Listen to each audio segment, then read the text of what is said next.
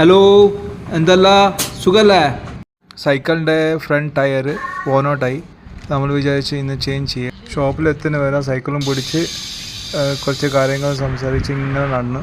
അങ്ങനെ റൈവിനെ സൈക്കിൾ കട എത്തി.